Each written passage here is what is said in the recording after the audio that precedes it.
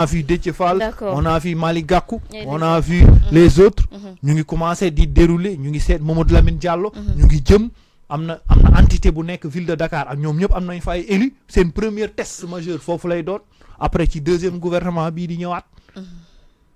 bu ñu jëm ne ci kiiwu dialogue bi léegi nag mu ngi dérouler Ousmane nag mu ngi dérouler di teg acte politique vide bi. mooy naa def le tout média bi xeex bi du ma ko bàyyi parce que bu média bi reprendra te terrain bi rek débat bu amee rek man awma ressources humaines man ay sànnikatu xeex ay casseur laa amoon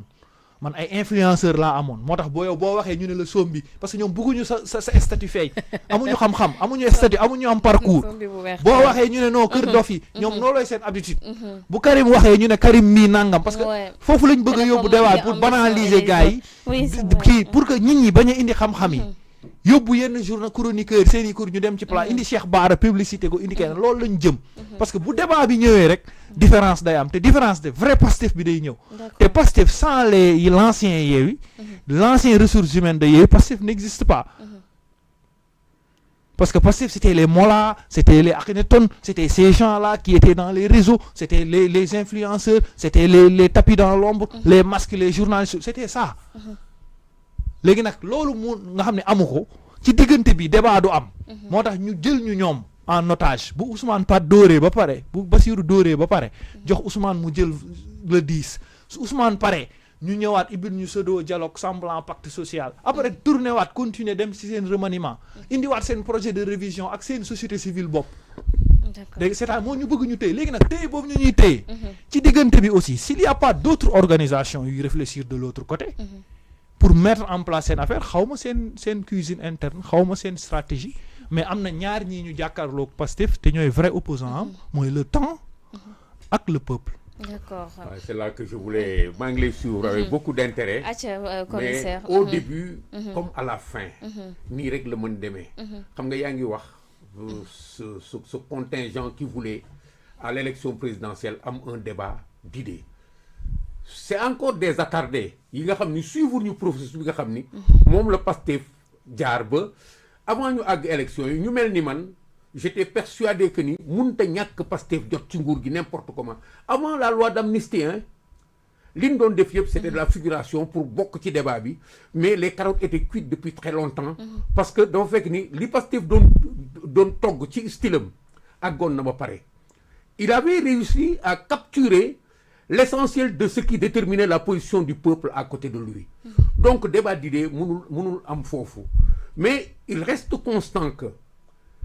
li nga xam ni moo xewoon ba ñoom ñu agsi mooy veine bi nga xam ni dootul feeyati ci Sénégal mooy la possibilité d'accéder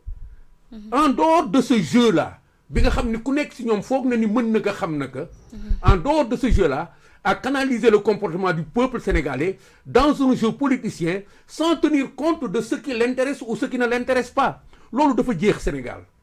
mënatul nekk nga muusantu à la limite moi je me dis que c'est très intéressant li ngay wax par rapport ak Pastef mais ils sont en train de jouer sur leur expérience pour créer des situations politiques mais boo rendre compte de ce que il y a l'opposition significative là sans se baser sur une stratégie fait le nécessaire. Nous sommes en train de faire le nécessaire en face d'eux. Moustapha Diakhaté est en train de faire le nécessaire. dañuy toog ay journée entière di réfléchir par exemple lii boo gisee ma ni la dama bëggoon ñëw ñu daje fii ñu waxtaan nga wax ma wax kii wax par rapport ak li nga xam ni moo fi xew diggante le 2 ak léegi parce que bëgguma ko man contrôler man tout seul di ci wax loolu mooy li nga xam ni mooy veine liy contrôler situation à venir yi aussi la réalité elle est très forte c'est que le temps joue parce que le temps est surchargé de catalyseurs forts yi nga xam ni le Pastef va jouer là-dessus politiquement sans pouvoir les maîtriser. Ce sont tous ces ingrédients qui se sont agglutinés, qui se sont agglomérés et qui constituent des événements incontrôlables parce que conséquence ay événements yu am la ba noppi. Affaire justice bii ñuy wax nii c'est la conséquence de nos arrestations, des décisions qui ont été prises, de la manipulation des juges qui ne sont pas tous des moutons, c'est des Sénégalais. mënuloo par force rek parce que tu es intelligent politiquement rek nga bëgg def loo ñëpp lu la neex c'est ça des limites. C'est la même chose ci calcul politicien yi Yewwi laat nu mu tëddi encore Yewwi laat di Yewwi Askan Wi dem seeti kële à la limite lecture bi ci nit ñi am c'est une lecture froide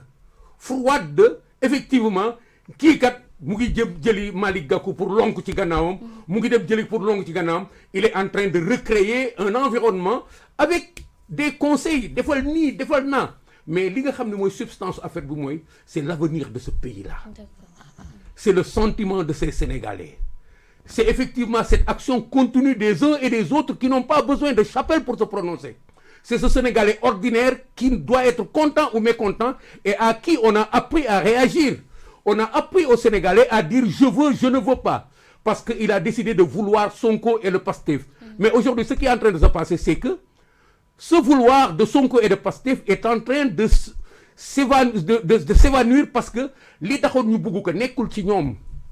nekkul ci intelligence bi mu ngi nekk ci la substance de la relation c'est que on a fonctionné sur les centres d'intérêt des populations ba yee leen ci ñu xam ni ñoom am nañu bëgg-bëgg bi nga xam ni war nañ ko mën a faje ci nii wala ci naa nit def na ci ay digaate ba noppi ñëw woon leen beneen figure ba noppi bëgg leen indil intelligence tactique pour yóbbu leen ci yeneen décision et nous tous nous avons refusé yow saaga woo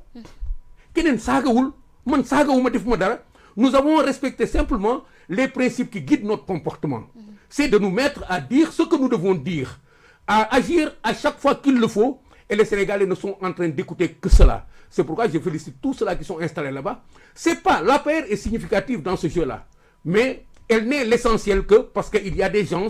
qui à chaque fois qu'il y a une situation dañuy jóg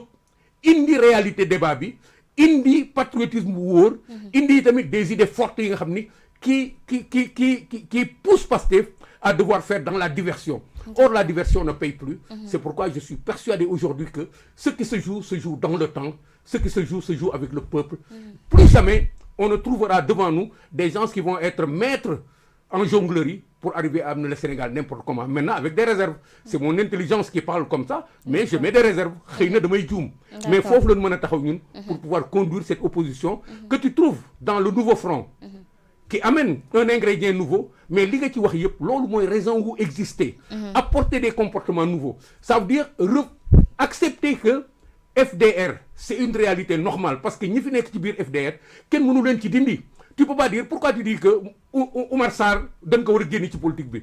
kële dañ ko war a génne. C'est accepter cette réalité de cette frange de la classe politique qui doit rester. Mais tout en se disant que ni mais lii du opposition. Il y a un autre aspect de l'opposition que d'autres doivent porter. moo tax mu am ñi nga xam ni presque l'ensemble des gens que tu vois dans le FDR dans